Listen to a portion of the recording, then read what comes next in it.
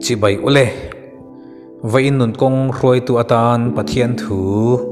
thin lung kong khar veng tu ti toy te in kan zir ho le don ani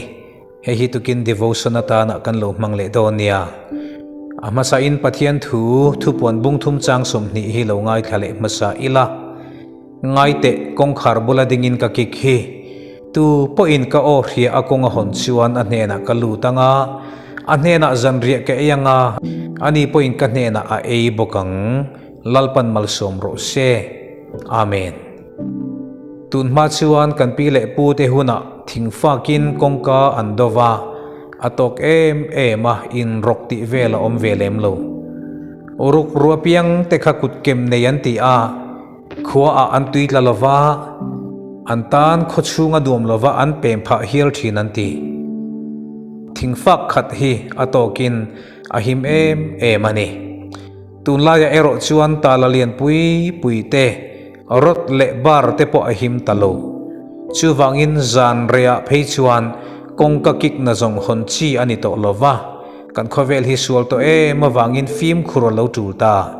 khovel hi a che zongin adang lam chakle mai tir u kongka chu kan veiwa na kan lu kan chua na ni a kongka chu chung lama kan kal chuan akik tu azirin ahong tu kan omangai thin kong khar veng tu te hi an poimo em ani Beverly Garland ina asoidanin kapa thumin cha kavon reng chu ithin lung kong khar veng tu ni tlatla thil thalo eng po lungai na te mang an na te thil thalo reng alu phal reng suang che min ti ani ati ani khop mai tiro u kan thin lungi thil rangin aron lu tumin aron kik thina achang chuan thin rim na te achang chuan ti tau na te achang chuan lung ngai na te achang chuan mang an na te achang chuan khot na te lung oilo na te achang chuan zu chak na te rui hlo chak na te le nom chen chak na ten kan thin lung kong kar hi aron kik dot thina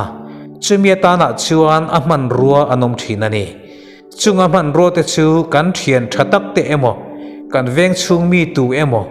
kan mi hring pui tu emo aman ru a an chang fo thin setana hian ti hianin langlo lama hianin mi hring vek hi man ru mang fo ti ria ila chuwangin kan film khura poimo ema kong kan hona piangin min lu a setana hi kong kan hon sakapiangin min lu a min hne thina min timwal pho thin ani chuwangin kan riat chian zinga rau lali suata na kong khar hong tu ni tuka muan om le ha dam thlamuan thla ka om lova kan nu na thil thenga wanga kan thil lung kong khar kik tu na zung kong hon lo tura kan man mo lo apoi mo a kan film khur apoi mo tak zet ani hlim midu chuan fingla ngai tu ngun la iti tur ikipen na tur hoi zong ngai tu non fowang che inuna thil thengte ngun taka ngai tu chungin nol tur le pom tur chin uluk takin thliar la ithin lung kong khar uluk takin vengang che achan chu I hona piang kha an lu tanga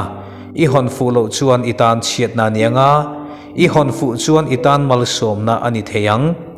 nangma in ti chiat na turin I shuan ni lo thil dang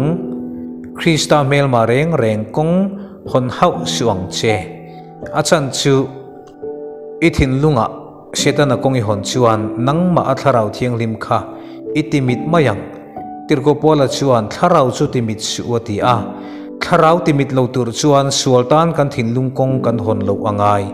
pona thia thavuk vuka kong I hon tlat chuan tin nge in chunga thliaron lu lo te lu lang ni mombati chia a phevuk vukanga athi mai do na sin chuwang chuan inuna tharau thiang lim lalpan apek che hi nikin nia chandam turte chin che na ni a lalpan tharau thiang limin a chin che to che a chu sultan kongka ithin lung kong khar hon saka iti mi vai chuan itan apoidon ani chuwangin thin lung kong khar veng tu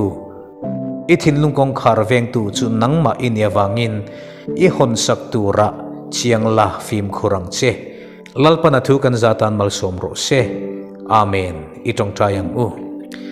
lalpa kan pathian chungnung bermin mangai tu tukina hian thin lung kong khar veng tu ti thu kan lo zir ho le ta a kong ai takin he thu cha hiangai thatu te tan mal som le ang che min mangai tu kan pathian voina hian keini point kan mangai che a he kan nun hinangin min chen chil tlat la tharawin min hruai la kan bo pil lo na turin nangin min chelang che nang chap kan hruai tu tan kan thlang che a kan thin lung kong khar nangin min ven puyang che i khongai nalali su mingin kan ron di le amen lalpan mal som theu cheu ro se ni len nuam vek ule